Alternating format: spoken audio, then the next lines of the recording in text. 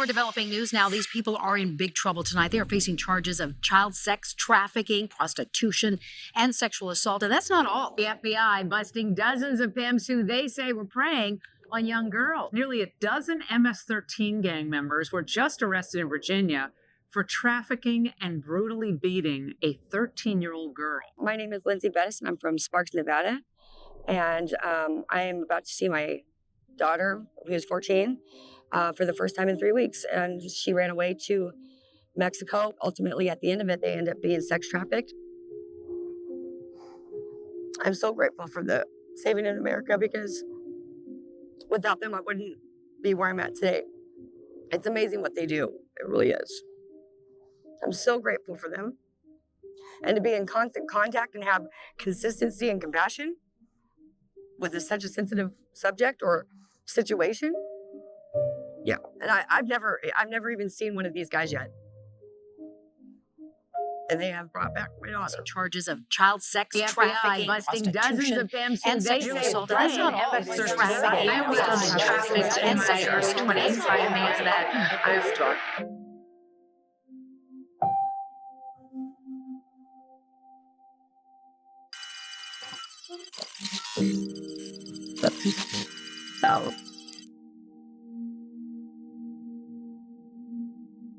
We became involved with Hannah when initially the mom thought that she had ran away. Come to find out, we investigated that she had been taken to Mexico.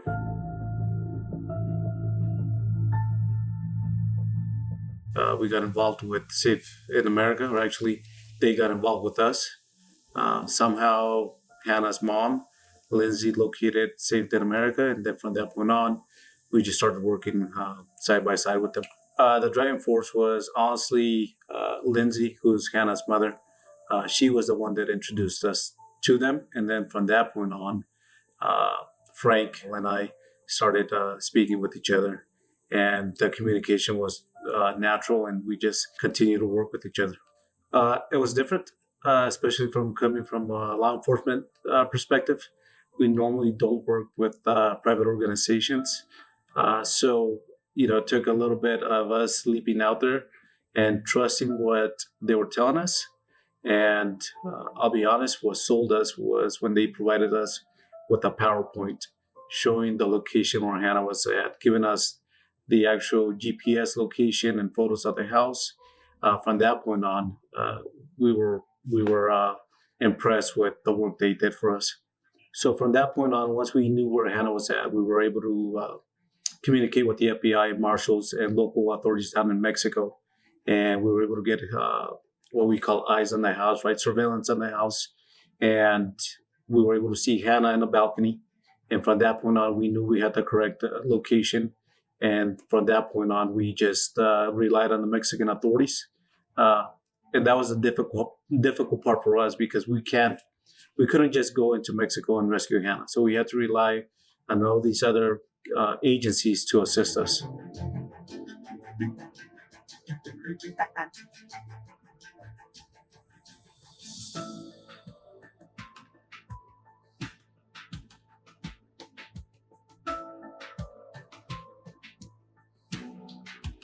So once we recovered Hannah, myself and another detective flew down to San Diego to conduct an interview with her and reunite her with her mother, Lindsay.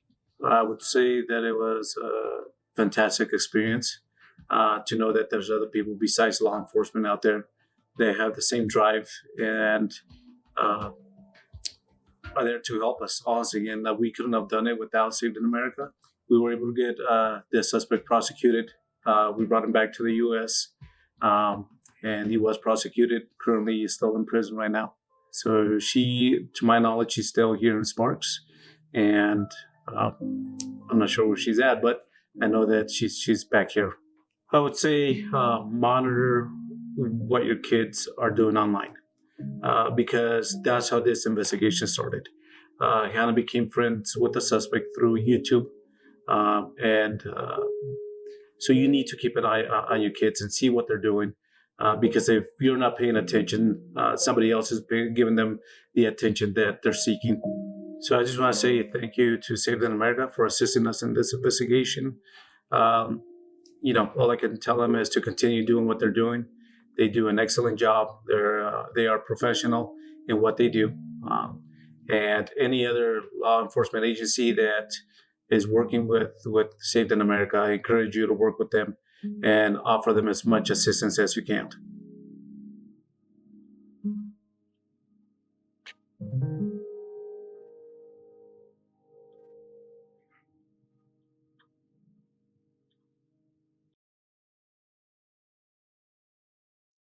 Hi, how y'all doing? My name is Joseph Travers. I'm the founder of Saved in America. And what I'm going to do is I'm going to articulate the problem with child sex trafficking in this country. And I'm talking about American children, not foreign children. And then my son, Joshua, who's a deputy sheriff in Wayne County, Virginia, he's the law enforcement liaison and case manager. He's going to talk about the solution and the process of what we do to help parents and law enforcement recover their children. I was in law enforcement about 20 years, and in the 80s, I was in Los Angeles County, worked in areas called East LA and South Central LA, Compton, and I worked on the gangs and narcotics. And what I saw is this growth and y'all know the history of narcotics, especially organized narcotic sales in this country. And at that time, you know that at the end of the 80s into the 90s, that an organization, Ford, which now covers 100% of all the drug trafficking in this country. And at that time, I call the evil triad, the street gangs, the prison gangs, and the cartels got together to take over a monopoly for narcotics trafficking. Well, in around 2008, the same triad, the same organized syndicate, decided to put on their menu child sex trafficking, because we sell a narcotic or a drug, you sell a product, you get your money, and that's it. But you can sell a child over and over again without having to replace the product.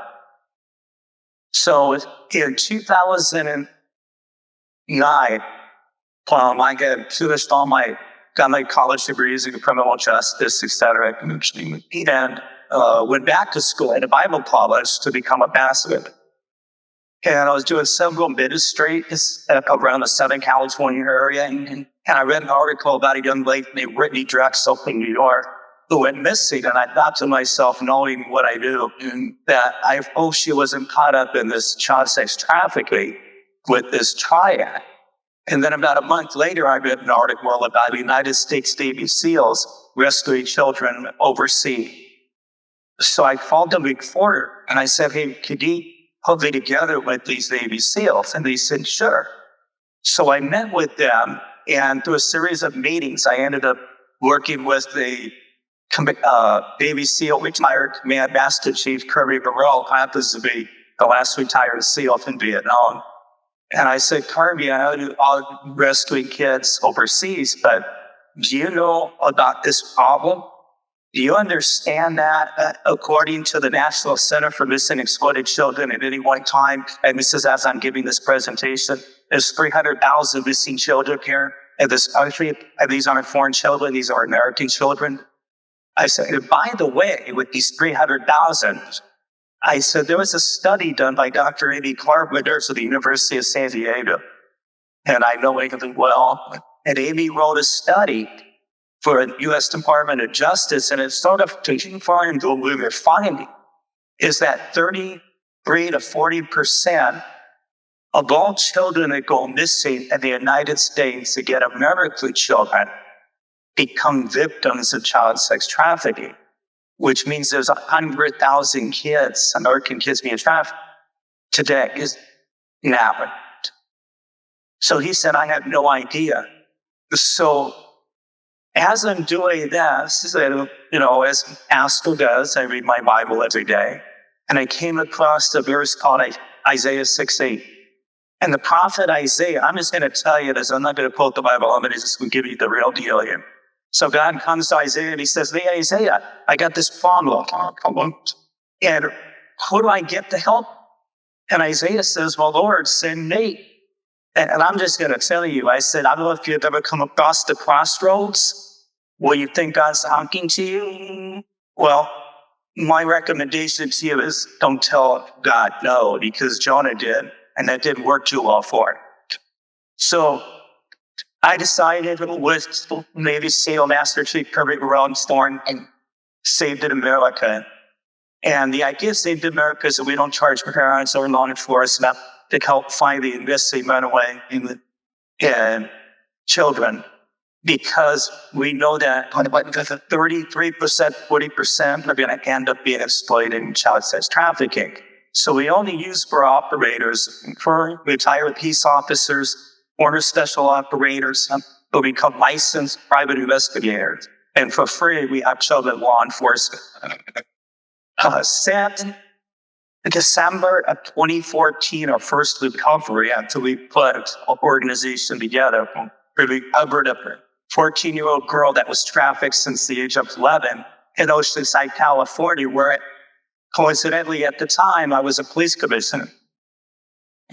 So since then, we have found we're successfully law enforcement of parents in the recovery of 278 children.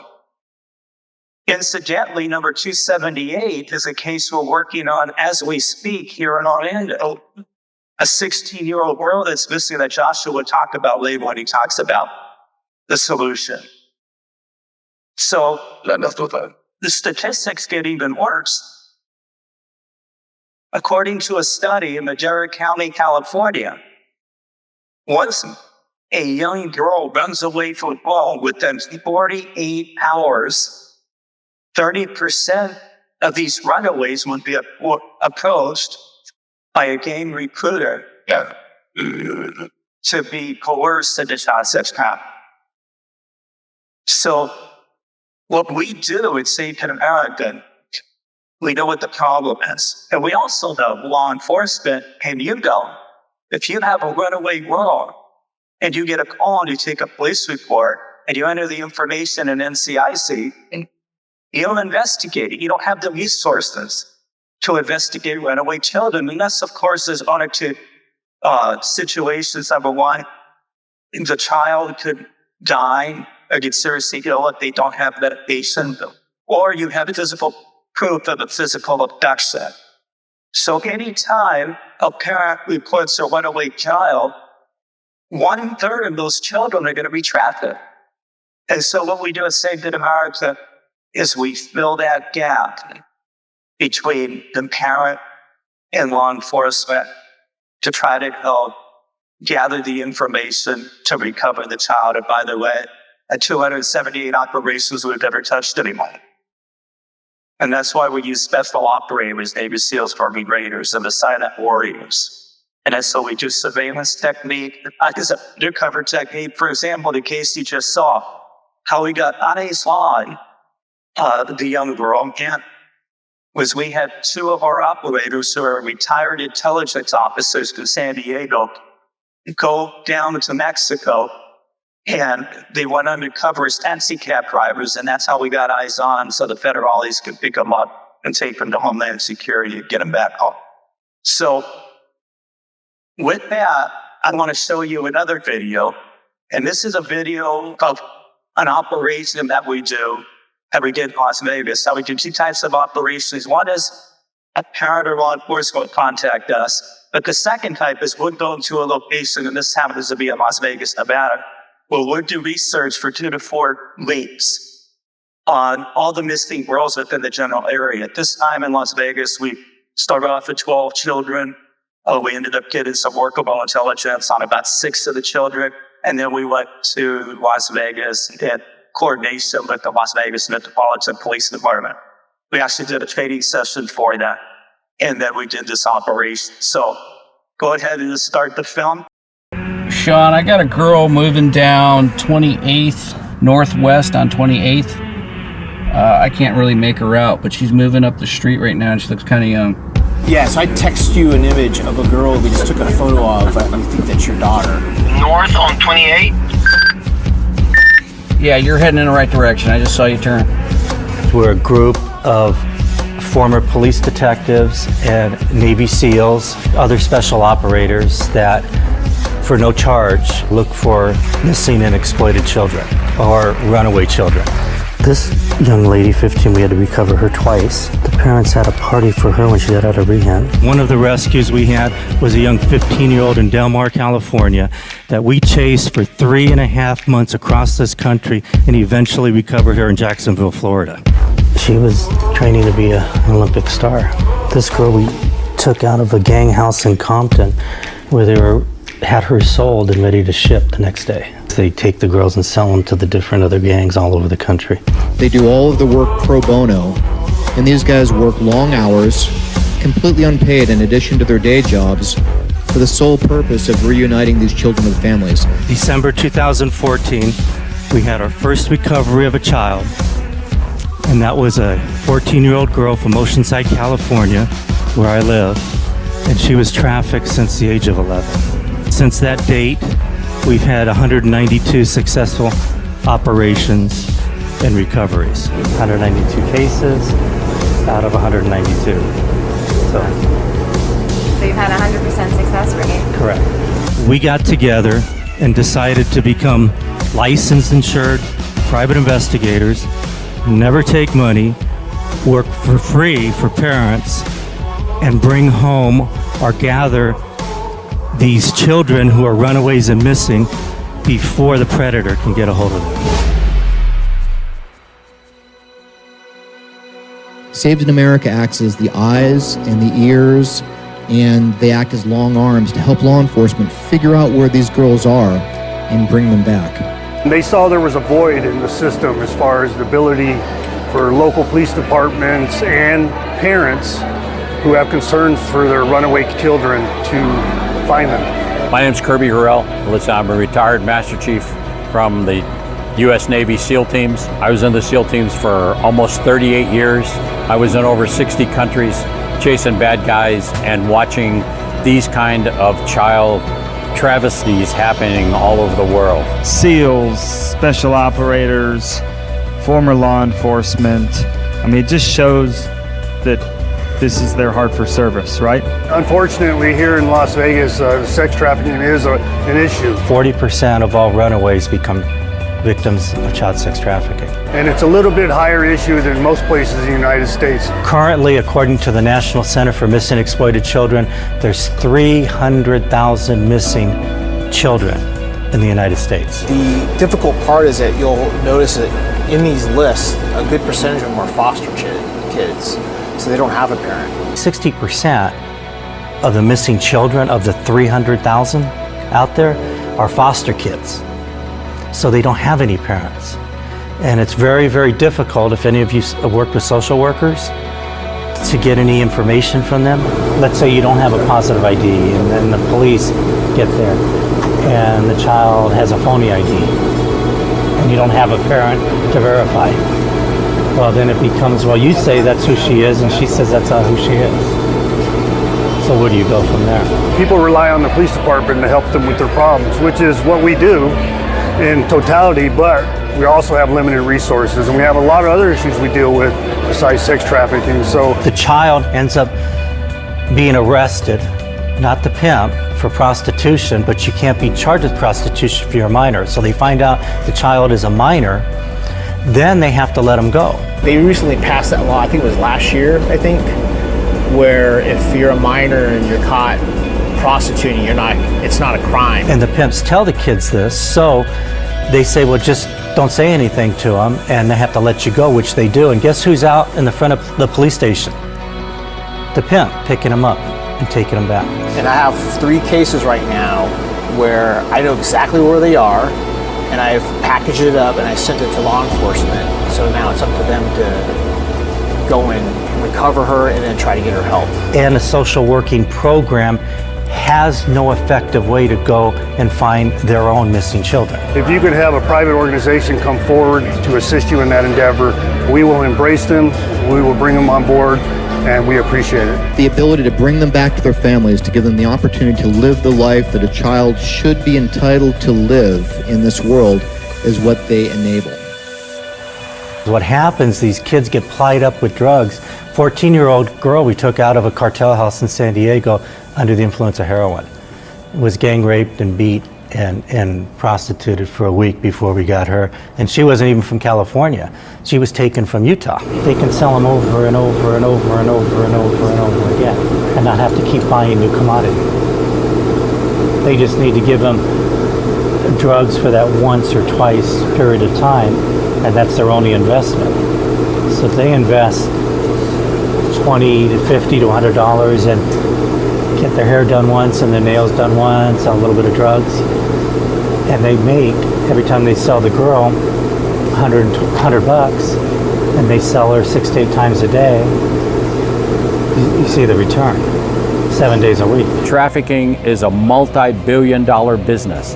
Every one of these kids that is trafficked and remains trafficked on an annual basis brings these guys, these corrupt individuals, $300,000 cash money. As a father of 2 and the stepfather of 2 daughters, the fear of having your children potentially kidnapped, stolen, or lured into a life of slavery, it's just pure hell. It's the stuff of nightmares. So we've been in communications with the mother, and we're trying to get more intel, but I think she's out traveling right now, so she's not in front of a computer. She's trying to use a phone. So we're trying to get as much intel as we can so that we go out and do this op and find her. 17 girls missing since January 1st in the state of Nevada and 12 in Las Vegas. Right. Currently missing. The other thing that we're trying to get her to do is fill out the actual application, which will give us even further detail and more intel about her social media and people she associated with before she left. Terry McCrae description: height 5'1", weight 110 pounds, race Asian. Terry McCrae facts: multiple arrests for prostitution, originally from San Jose, California. Her last arrest took place at 98 North 29th Street. Also provided the North Las Vegas Police Department information, hospital, and staging address. We'll go over there, we'll scope out the area, find some good spots. We'll do a drive-through in the apartments over here, but if it's run by gangs or gangsters, they don't know you, and they're gonna start clicking as soon as we go rolling. Just keep your head on a swivel in case they come up from the front and the back. Just check, try to find out who you are.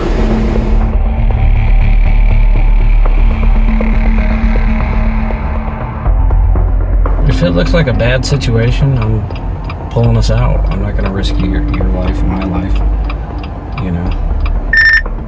Hey Frank, can you see our location on the primary phone? This is what we call a parent phone. Okay. It's for some reason it was programmed this way, and it's the only phone that could see all the positions. What I'm doing is that I'm helping them. I have to see where they are, so I position them to get to where they can ID her, and then we get law enforcement to come in. He's telling us to put the window down. Yeah. You guys looking for someone? No. We're actually meeting up with one of our buddies. Yeah. So we're good. Thanks, man. Okay. Some local dude. I don't know who he is. I think he works at the recycling place right here. So Tosh was he was confronted, so he had to move his position. Gangster. Yeah. We don't know who that guy is. He confronted us for a reason because we look suspicious to him. So we're gonna, if the girl is gonna come around, or he is a lookout for a pimp or whatever, she's not gonna come around. We could potentially blow the whole thing. Just be in the area. They're not doing it. They're just sitting there right now. I can't tell how many people are in the vehicle. Hey Sean, I'm about 50 yards behind him. I'll let you know if anything pops up. Therefore, I've already told them if he pops out of that car and he's got anything in his hand, I'm booking out of here. Hey, you guys, try to grab the plate just in case. Right, I'm behind them. Las Vegas license plate Lima. Yeah, I'll feel. Hey, Sean, I got a girl moving down 28th. I think she's either Hispanic or Asian. I can't really make her out, but she's moving up the street right now and she looks kind of young. Did you say she was heading north on 28? Yeah, you're heading in the right direction. I just saw you turn. I can see her almost at the corner of the left-hand side, though.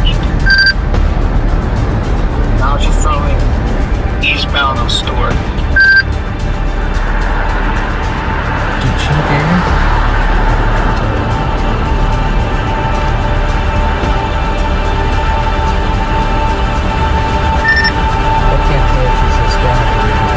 Yes, I text you an image of a girl we just took a photo of. We think that's your daughter that we're out in the field seeing. Right. That's the best I can do. Where was the last place you saw her? On Stewart? Yeah, on Stewart. Eastbound on Stewart? So, yeah, coming toward Charleston. Oh, she made a right turn? No, she's coming down the street. Okay, Yeah. on Stewart. You want to go do You want to go back check? over there? I'll go do a check. So he's sending the picture now for confirmation? Yeah. The detective didn't tell us when this picture is from. Did he? I thought he said it was just the most recent picture of her. Oh, is it? Yeah. What, weeks? I think it was sooner than that. Yeah, really? Okay. Yes, she said that her upper body is more small and petite. So that's why it didn't look like her. Yeah, that's how she described it.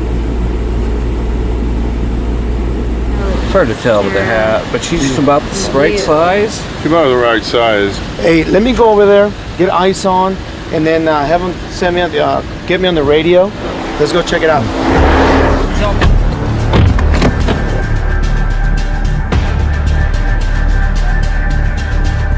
We're gonna go back and we're gonna try to ID the young lady that was walking eastbound on Stewart.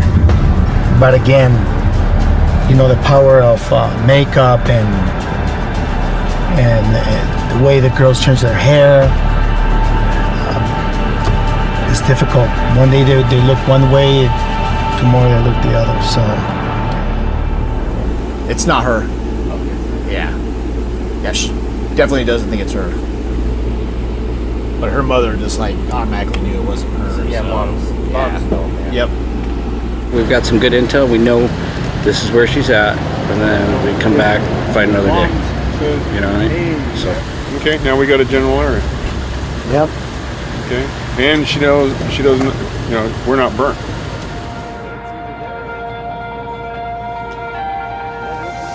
So if each of the operators can write up a DAR, daily activity report on this, send it to Frank. Frank, if you can then incorporate it into the post brief with the two pictures that we have of the one girl that looks similar to, but the mother identified that it wasn't her daughter.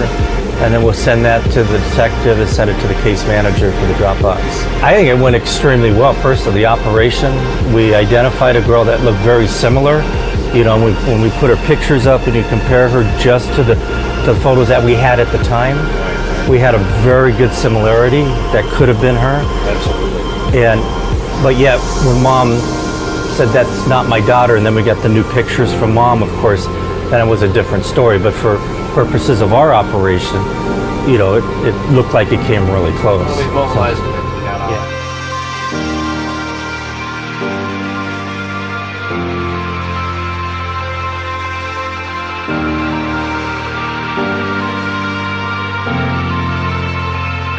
Before I was Attorney General, I mean, I knew generally that human trafficking was a problem. But until you hear the stories, you see the numbers, work alongside people like the sheriff here in Las Vegas, and understand just how widespread the epidemic is. 1 in 7 nationwide ends up in sex trafficking, correct? That's about 14%. In my jurisdiction, it's about 43%. My particular population of jurisdiction is about 1.6 million people. 3.3 million calls a year. Out of those calls, about 1.5 million of those are actual calls for service. Well, law enforcement may not be able to do anything, in the first 24 hours, 48 hours for a variety of reasons. They have found, in stories that I've read about, this organization. And this organization is able to just charge the hill in the private sector, get to work, try to track down this person. Your program is a godsend. When I did the interview for Channel 5 back here, they said, so why are you supporting this organization, Sheriff? Because it's more resources. For us to be successful, we have to have resources. Law enforcement can't do it all. Law enforcement does need partners. We do need help. We need you. And the police department will embrace you with open arms, that collaborative partnership, in order for you to be successful, to help us be successful. Thank you to this group for being willing to set up a chapter here. I certainly hope to help. I know the sheriff wants to help, and in any other way that we can help in this community, of course, the more resources we have, the more lives we can save. Thank you for your support, Joe. Thank you for bringing your hearts into this matter and assisting us. As we came in and sat down, by the way, Tosh, Navy SEAL Chief Tosh Carrington, looked around at all the tables and he said to me, he goes, Joseph, this looks like a wedding. And I said, Tosh, because it is a wedding. Saved in America in Las Vegas, Nevada. What I can tell you is my police department will embrace you with open arms and provide all the help you can to be successful. One day I got a phone call from a number I didn't recognize, and it was one of the girls in rehab that I had rescued. And she just said, I just want to say thank you to you and your team for getting me and rescuing me from where I was. And that, in and of itself, makes everything worth it.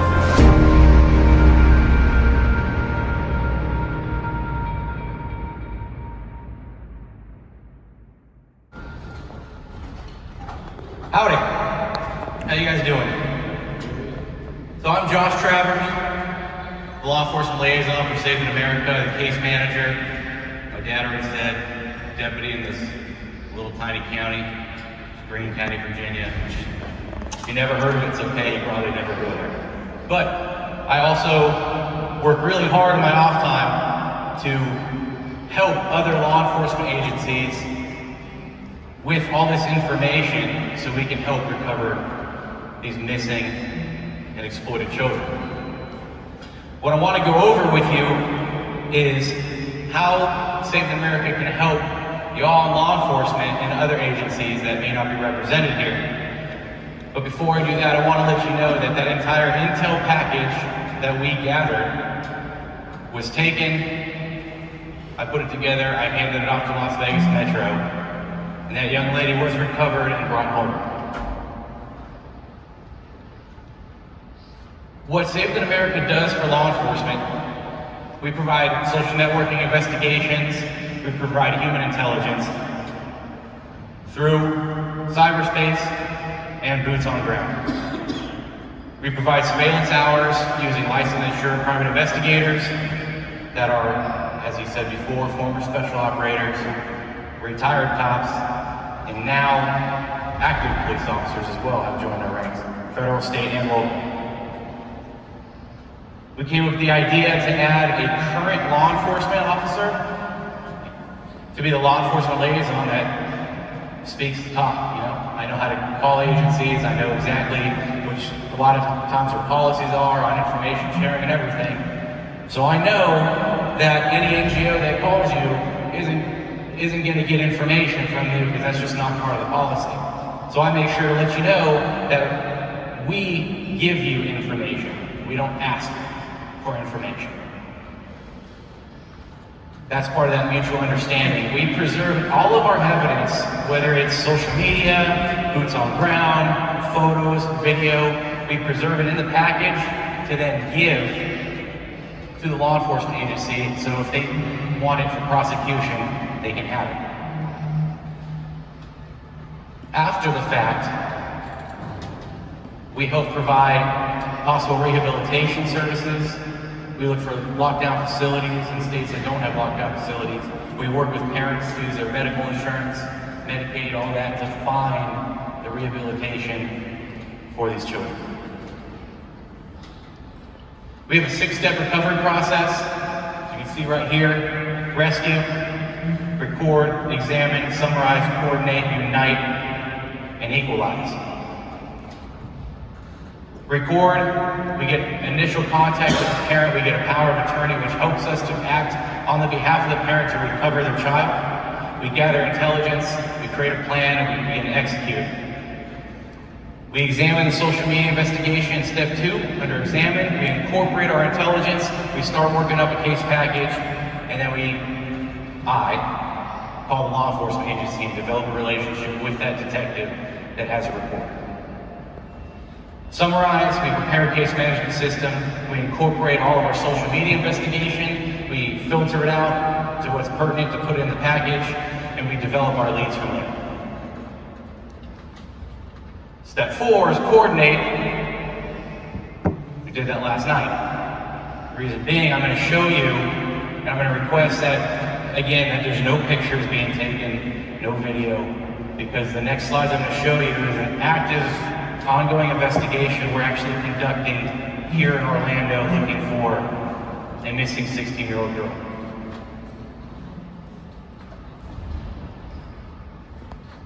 Shout out to Detective Ojeda, by the way, if anybody knows who that is.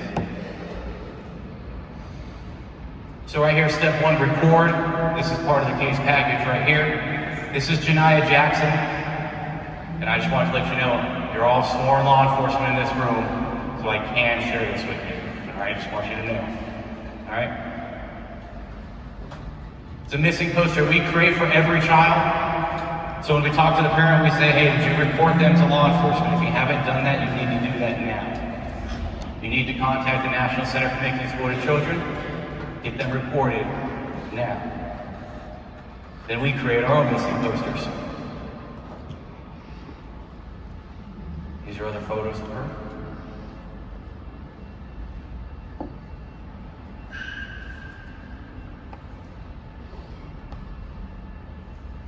This is the power of attorney that I told you about. It has written by our legal team. It is put in there to make sure that when we get things from the parent, like cell phones, laptops, social media handles, everything, we can act on behalf of the parent to go through those items and get the information we need, whether it's a metadata, geolocation, so on and so forth. Another step of this is the known information. The known information comes from what the parent gave to us during their initial application. So as soon as they do all these reportings to agencies, we send them an application that they need to fill out. It's several pages and it's very in-depth. Part of it is the parent puts the chronological order of events. And we continue this chronological even after we get the case, as you can see down here at the bottom. The first 3 points were from the parent of telling us, hey, this is how we got to where we are so far. Got letters from her parent. This is one of them was pulled off of Snapchat. Letters to her friends saying that she's running away. Step 2 for our examine. Now this is our history incident report. This is going to be, we compile information on everybody involved. Parent, child, any adults that might be with that child. If there's other juveniles, we'll try to find who their parents are, where their schools are. We try to locate that information as well. We continue the follow-up. Continuously, as we do the investigation, we're always updating this case package. That way, at any given time, if the recovery is made, it's going to be immediately handed over to law enforcement. This is where we put any backgrounds and information that we've got on subjects involved. And all this is, by the way, all this is open source intelligence. It's done by our open source intel investigators, which are all over the country, part of our reserve program, which we'll talk about later.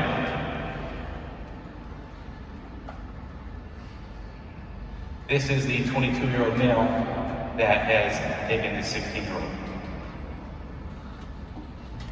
If you had read the initial application, and it was actually on one of the slides if you saw in the passing, but she was picked up by a black sedan. This is Mr. Jackson's vehicle right here.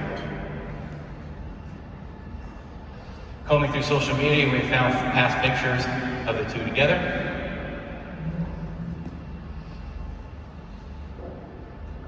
Again, combing even further through social media, this is a post from one of her friends that confirms that they have seen Janiyah and that she's supposedly okay.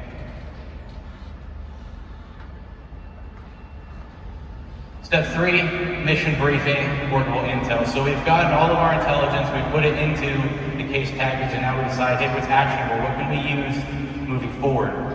Through this, we were able to find the vehicles, we found possible locations as well, and there's 3.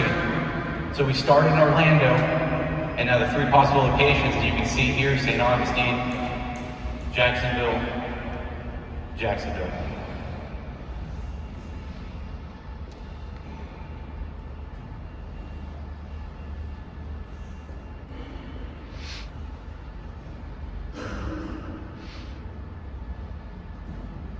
Picture of his vehicle in one of the apartment locations.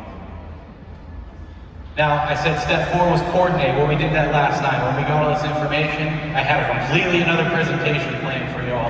But as soon as we figured out we had all the information for this investigation to pass on, the law enforcement said, well, I want to show every cop here how we do what we do. So we put this together last night. We contacted the Florida Association of Licensed Investigators, who was offered to help us with this, as well as our SA reserve staff that's here. Once Ellie is notified that she is actually at a location, law enforcement will make the recovery, then we'll go on to step 6 and begin the rehabilitation process.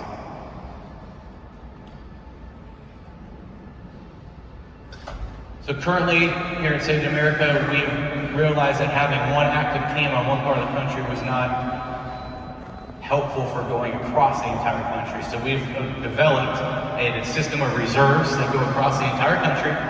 We have over 100 volunteers so far and 100 in the pipeline. A lot of them are active law enforcement on every different level. We've got retired guys as well. We've got retired special operations. We even have veterans with distinct technological or intelligence skills. We also have a CMECV program, which is for volunteers that don't meet any of that criteria, but they still want to help by raising awareness, and they have to follow the same steps. What I want to show you here, this last video is of a 14-year-old girl who we recovered. She was under the influence of heroin when we recovered her. She was recovered from a known cartel house in San Diego. If you'd like to see the entire video, go to your search engine, type Saved in America, HBO Vice, Saved in America, HBO Vice, and you can see the video in its entirety. This is Lily's step 6.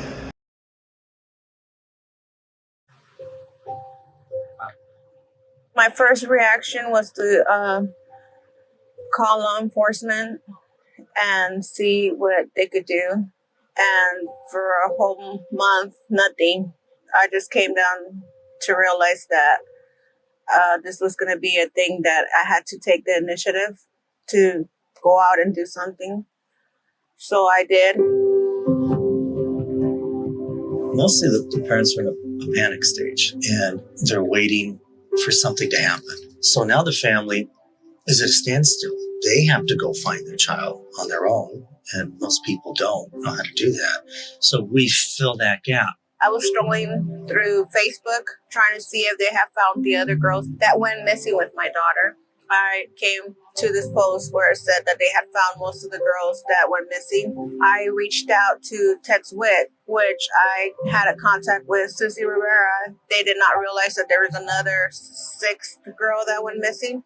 So that's when I informed her that my daughter was the number 6 girl that went missing from that group. So if you have a missing child or runaway, when law enforcement looks at it, it looks just like, well, she just left because she wanted to be with her boyfriend or whatever.